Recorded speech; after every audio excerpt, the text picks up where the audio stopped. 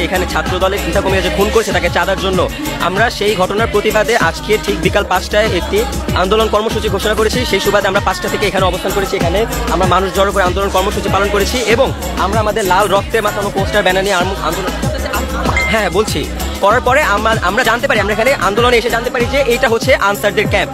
এই ঘটনা হয়েছে এই জায়গাতে, এখান থেকে আনসারের ক্যাম্প 5 থেকে 6 হাত দূরে। তারা ঘটনার দিন তাদের কোনো তৎপরতা দেখায়নি। সেই সুবাদে আমরা আন্দোলনের শেষে আমরা প্ল্যান করেছি যে আমরা চুড়ি আর শাড়ি কিনে তাদেরকে আমরা গিফট দিব।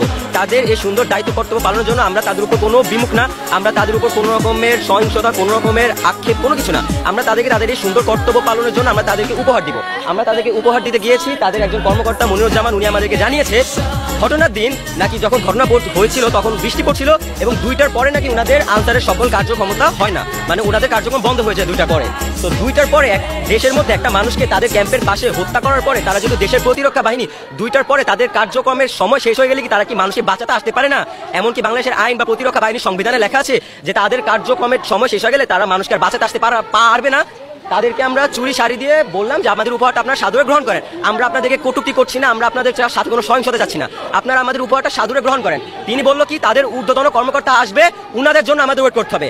আমাদের ট্যাক্সের টাকা দিয়ে চলা উনারা আমাদের এখানে খুন হয়ে যাওয়া ভাইয়ের কোনো রকমের প্রতিবাদ না করে, কোনো রকমের প্রতিরক্ষা না করে আমরা এখন উপহার দিতে যাচ্ছি। আমাদের বলছে অপেক্ষা করতে, তাদের কোন ঊর্ধ্বতন কর্মকর্তা আসবে।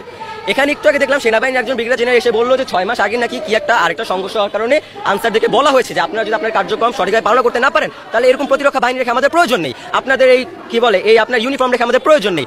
কথা হচ্ছে তারা যদি তাদের কর্তব্য পালন করতে নাই পারে, তারা এখন আমাদেরকে দোহাই দিচ্ছে তাদের ঊর্ধ্বতন কর্মকর্তা আসবে। আমরা গিয়ে তাদেরকে গিফট দিতে চাইলাম, তারা তাদের রুমে সুন্দর মতো বসে আছে, তারা আমাদের গিফটটা গ্রহণই করলো না। আমরা এখন সুন্দর মতো তাদের গেটের সামনে আমাদের শাড়ি চুড়ি রেখে আসছি। আমরা ভাই নিরপেক্ষ, আমরা আসছি যাচ্ছে আমাদের একটা ভাইয়ের বিচারের জন্য। তাদের এই সুন্দর কর্তব্য পালন, এই সুন্দর দায়িত্ব পালন আমরা খুবই মুগ্ধ।